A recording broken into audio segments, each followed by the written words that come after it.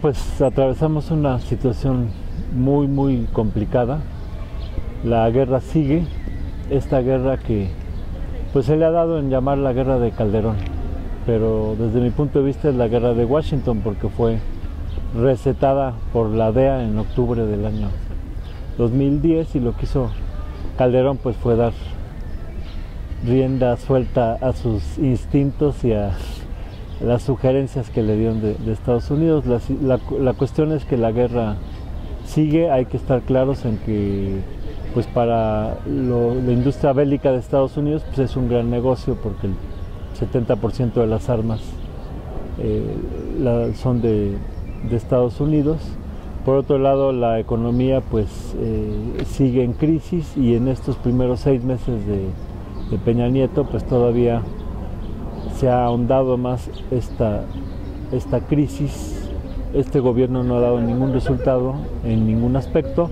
Ahora Peña Nieto ha anunciado que espera una inversión extranjera por $40,000 millones y eso es para que se le pongan uno los pelos de punta, porque quiere decir pues que va a seguir rematando el país. Los diputados aprobaron ya una reforma al artículo 27 por la cual es posible la venta de playas y de la franja fronteriza mexicana, cosa que es inaceptable y anticonstitucional, pero los diputados han cambiado. La Constitución ahora está en manos del Senado, hay una gran oposición a esta medida. Peña Nieto, después de una brutal represión el 1 de diciembre, al día siguiente, el 2 de diciembre, apoyado por el PAN y el PRD, da a conocer su pacto por México, que yo le llamo pacto anti-México. Y bueno, en este pacto lo que pretende es crear grandes oportunidades para las corporaciones extranjeras, con una serie de reformas que ya comenzó, por ejemplo, la reforma educativa, que es todas anticonstitucionales. En la reforma educativa lo que pretende es que los padres de familia pagan por el mantenimiento. Hay una fórmula que emplean que le llaman autonomía de gestión, por medio del cual pues las cuotas que ya son tradicionales ahora van a ser mayores y obligatorias, bajo la idea de que los padres tienen que responsabilizarse de la autonomía de las escuelas. Y esto viola la Constitución porque en el artículo 3 muy claramente señala que toda la educación que imparta el Estado será gratuita. Además, pretenden con estas pruebas que le quieren hacer a los maestros de evaluación, pues despedir a cientos de miles de maestros, quieren desmantelar el movimiento magisterial democrático. Entonces esta reforma educativa es totalmente en contra de los intereses del pueblo y del magisterio. Han aprobado una reforma en telecomunicaciones que en lugar de abrir las puertas para que haya acceso a los medios por parte de las comunidades culturales, universitarias, artísticas y las poblaciones, los campesinos, cooperativas, etcétera, en lugar de eso pues todo va en beneficio de los grandes monopolios. Le permiten a Slim pues intervenir en televisión y a Azcárraga y Salinas en telefonía. Es decir, es una ley que les abre las puertas a los monopolios. Lo más grave es que permiten 100% de inversión extranjera en telecomunicaciones y esto pues es un gran peligro. El día de mañana pues las grandes corporaciones norteamericanas y otros países van a estar en el mercado de las telecomunicaciones en México. ¿Qué les dirías a los que dicen que tu concepto es viejo, anticuado, de un soberanismo, de un nacionalismo ya anacrónico, en un mundo interconectado, global, donde se supone que la modernización nos tiene que llevar a beneficios, ¿no? Y que hay gente que se opone a esa modernización y que lo que tú dices se opone a esa modernización? Bueno, lo central es que el pueblo en una nación pues tenga bienestar. Creo que todo gobierno lo que debe buscar es el bienestar de la población y un desarrollo centrado en el ser humano.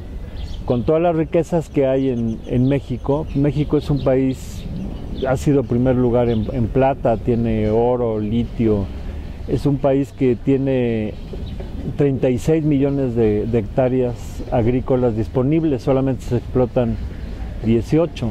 Es un país, solamente se irrigan 5, un país con 11,000 kilómetros de litorales, con bosques, selvas, humedales. México es un país que tiene toda la capacidad para generar riqueza y bienestar, aprovechando sus recursos en beneficio de su población, y sin embargo lo que estamos viendo es todo lo contrario. Unas cuantas corporaciones, la mayoría extranjeras, son las que se están beneficiando con estas riquezas. Por ejemplo, hablando de la minería, tan solo en los gobiernos de Fox y Calderón, las empresas mineras, la mayoría extranjeras, han extraído más plata y oro que lo que se llevaron los invasores españoles durante toda la colonia. Entonces, es muy importante que haya este desarrollo, pero para la población en general y no para unas cuantas grandes corporaciones. Y lo que están haciendo en este pacto, que yo le llamo Anti-México, pues es entregarle a las grandes corporaciones todas las riquezas y las facilidades. Por ejemplo, se hace una reforma financiera, una reforma bancaria, en la que nos anuncian que pues van a haber más créditos para los negocios pequeños y medianos, pero en realidad, si estudiamos las disposiciones que toman, más bien la tirada es hacer mucho más fácil el embargo y quitarle sus bienes a los deudores que no han cumplido, para que las grandes corporaciones financieras pues puedan despojar a miles de pequeños propietarios. Y bueno, lo más grave es que se anuncia una reforma energética en la que pretenden que el negocio del petróleo se abra a compañías extranjeras, cosa que prohíbe la Constitución. En el artículo 27 y 28 claramente explicitan que no puede haber ni contratos ni concesiones a empresas privadas. ¿Por qué? Porque los energéticos son estratégicos. El petróleo es estratégico y debe ser monopolio de la nación. Hay cuestiones que tú no puedes soltar, por ejemplo, las llaves de tu casa, pues no vas a sacar copias y andarlas repartiendo. O sea, hay cuestiones que tú tienes que controlar, o las llaves del coche. El control de los energéticos por parte de la nación es fundamental, por eso la Constitución lo determina así. Sin embargo, Peña ya anunció en el extranjero que pretende modificar la Constitución para darle seguridad a los inversionistas y para compartir la renta petrolera. El pretexto es de que México no tiene dinero, no hay capitales, se necesitan capitales externos.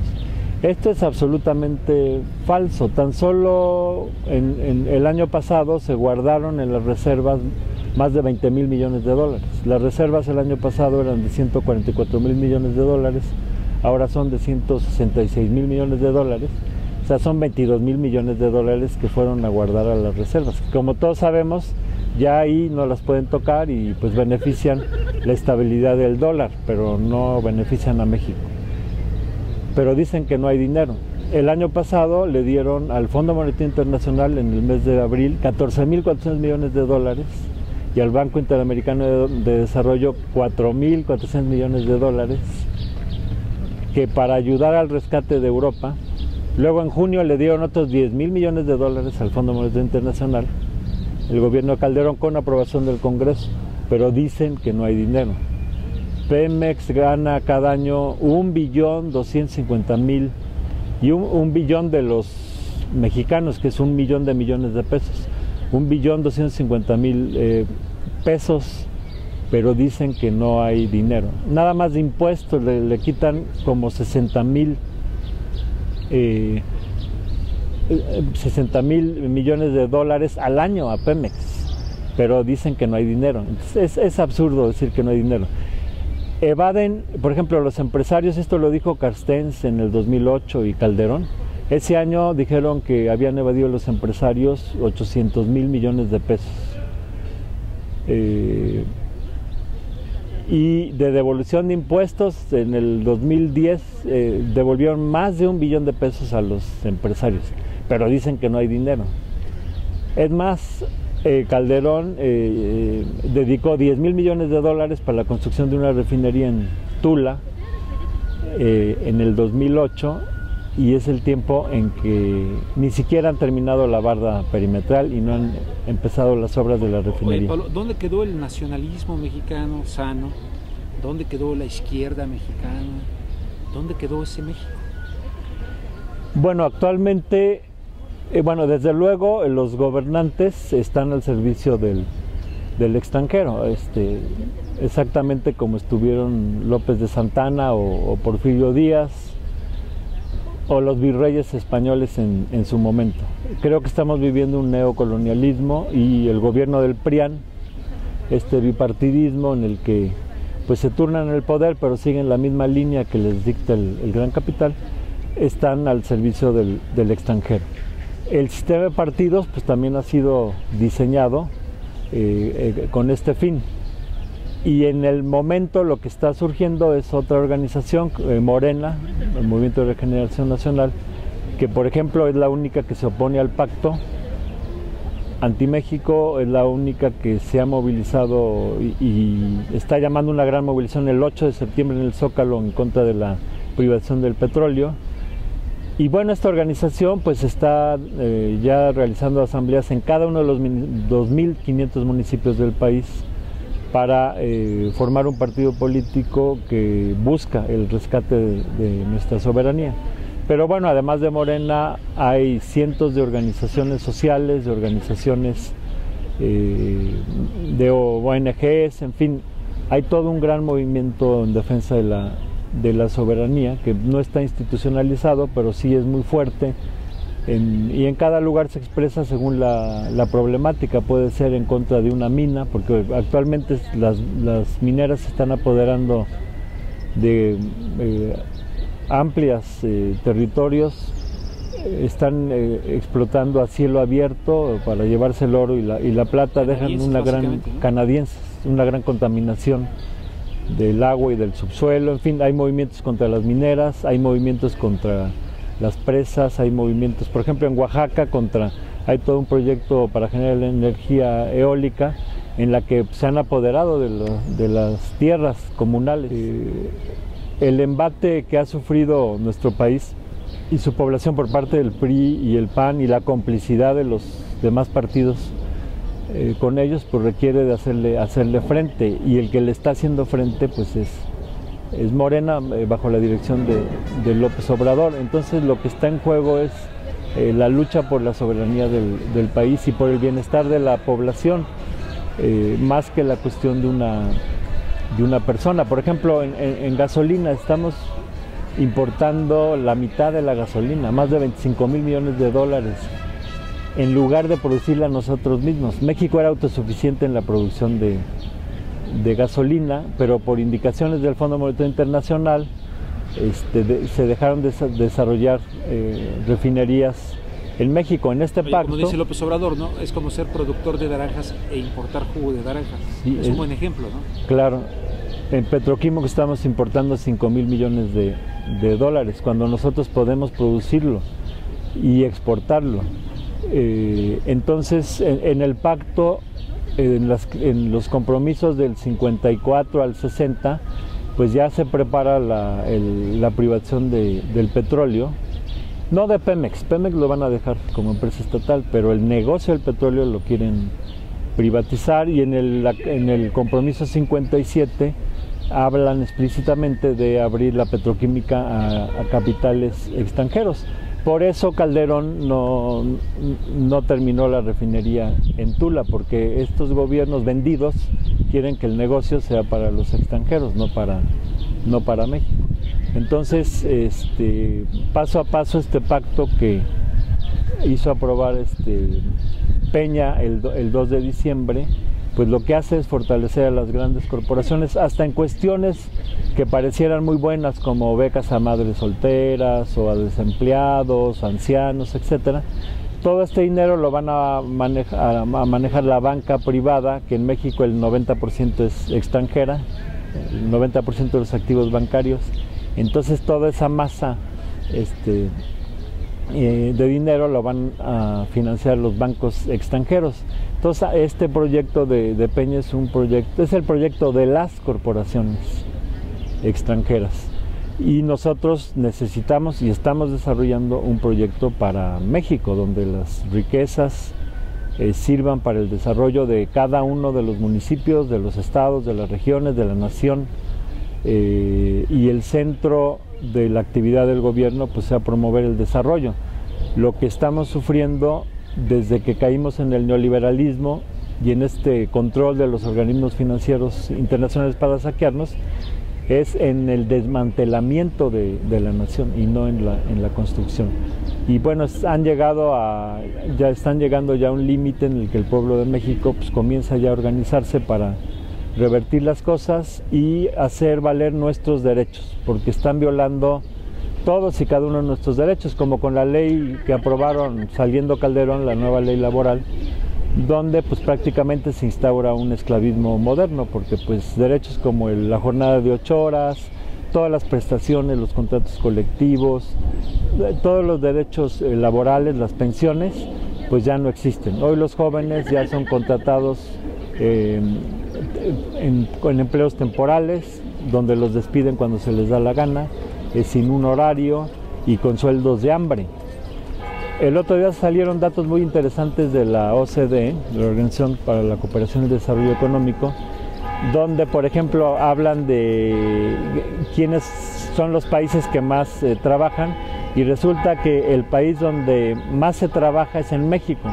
El mexicano es el trabajador que más trabaja, un promedio de 2.250 horas al año contra 1.776 de los demás países. La OCDE la componen 35 países. Entonces resulta que los que más trabajamos son los mexicanos, pero al mismo tiempo somos los que menos ganamos. Ahora que escucho las campanas, me imagino que son de la iglesia de aquí, ¿no? Estas son campanas de iglesia. ¿Qué papel está jugando la iglesia mexicana? Sí, nada más para terminar, somos los que menos ganamos, o sea, un promedio de $9,800 al año, mientras los demás ganan un promedio de 34,000 y pico, o sea, ganamos menos de la tercera parte que los demás. Entonces, esto pues realmente es una ignominia. Rebate lo que tradicionalmente se dice, ¿no? De que en México hay mucha pobreza, pero es que hay mucha pereza. Hay gente que así lo dice, ajá, que asocia la problemática de la pobreza en México con la pereza, con la flojera. Y acá sí, estos datos rebaten eso, ¿no? Sí, también salió un estudio en el 2011 de la misma OCDE de los 3 pueblos más trabajadores del mundo, y resulta que son los japoneses, los coreanos y los mexicanos. Entonces eso de que el mexicano no trabaja, pues es un invento, ¿no? Sí me decías de... Bueno, no, a propósito, nada más que escuché las campanas de la iglesia, dije, bueno, me pareció así como para el papel de nuestra jerarquía, pues la iglesia, claro, que ha jugado un papel histórico siempre para un lado o para otro, ¿no? Sí.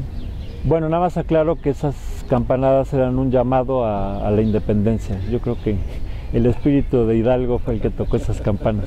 Pero sí, la iglesia, bueno, como siempre, la iglesia está dividida en el alto clero, que a nivel cupular pues siempre está sosteniendo al sistema y ha avalado los fraudes electorales, y tanto en el 2006, 2012, en el 88, y pues ha sido cómplice, ¿no? La alta cúpula eclesiástica, mientras que a nivel de base, sacerdotes ligados al pueblo, pues también hay movimientos y en lo individual sacerdotes muy comprometidos con las luchas. Donde quiera que haya una lucha popular es común ver a un sacerdote involucrado. Entonces creo que pues depende del... ¿Qué tanta conciencia ves en el pueblo mexicano de este diagnóstico, de esto que nos cuentas, de la pregunta ¿cómo está México? ¿Qué tan consciente está el pueblo mexicano de cómo está México? Yo creo que el pueblo mexicano está muy golpeado, muy noqueado, muy aturdido, y más con el papel que están jugando los medios, yo le llamo medios de desinformación. Entonces realmente hay una situación de depresión, de desánimo, digamos en las grandes mayorías, pero hay una minoría consciente, cada vez más consciente, y que crece y se consolida, que tiene claro pues un proyecto alternativo de nación. y dado que la situación está llegando a un límite, me parece que estos afanes organizativos y esta labor por concientizar a la población de esa minoría pues van a prosperar y van a tener mucho éxito. De momento la situación pues es muy negativa, todo va en retroceso, la violencia, lejos de lo que tratan de aparentar, de que ya cambió, al cambiar el gobierno y al irse Calderón, pues ya la situación de la violencia ha minorado, pues desgraciadamente no es cierto, la situación sigue escalando, ¿no? Entonces sí hay una situación muy difícil para el pueblo de México. Estamos en una época muy oscura y pues hay que hacer mucho trabajo para levantarnos, ¿no? ¿Tienes alguna opinión sobre esta reforma migratoria que se está planteando en el Congreso norteamericano?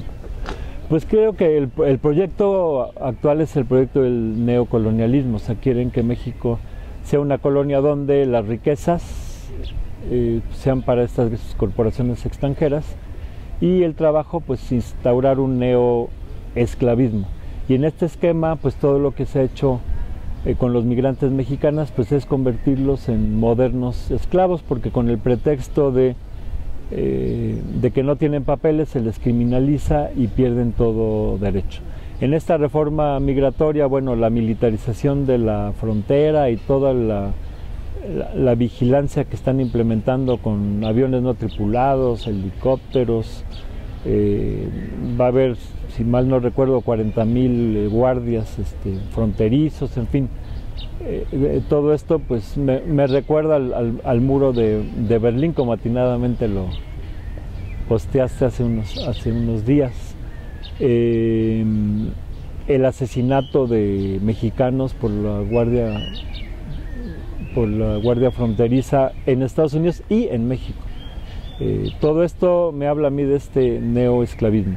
Y esta reforma migratoria, bueno, pues eso de que tarden 10 años en darle los papeles al trabajador, y durante esos 10 años el trabajador va a estar perfectamente controlado, pues me parece un paso más hacia el control, el sometimiento de los trabajadores y no a legalizar su situación. Creo que todo ser humano es legal, todo ser humano tiene derecho a trabajar, y así como han abierto las fronteras para las mercancías, para los capitales, pues también deben de abrirse para los seres humanos, y lo que estamos viendo es al revés, no se están abriendo las fronteras, se están cerrando, y el control contra los migrantes pues se está estrechando. Creo que es un paso regresivo. Como dije al principio, me parece que la situación actual es regresiva en todos los aspectos. ¿Sigues viendo la anexión militar de México hacia los Estados Unidos?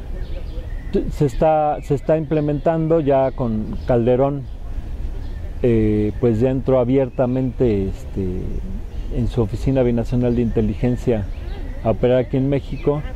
Creo que fue muy escandalosa la forma en que se dio, y entonces cuando vino Obama se dio un matiz, ¿no?, en el que aparentemente pues ya el control militar de Estados Unidos en México va a ser más indirecto, pero el fondo es el mismo. México en este momento pues forma parte de los planes militares estratégicos de Estados Unidos, y con el gobierno que tenemos pues le hace el juego a todas las acciones del gobierno de Estados Unidos. Por ejemplo, ahorita con este evento ignominioso de impedir el tránsito del avión en el que iba el presidente de Bolivia, Evo Morales, pues casi 100 países han protestado o van a protestar, y dentro de esas voces de protestas pues no se ve a la mexicana, cuando pues fue un acto sin precedentes que viola todas las convenciones y tratados internacionales y la ley internacional. Sin embargo, el gobierno mexicano pues se calla la boca. Entonces sí vemos un gobierno sometido en todos los aspectos a los designios de Washington y también en lo militar.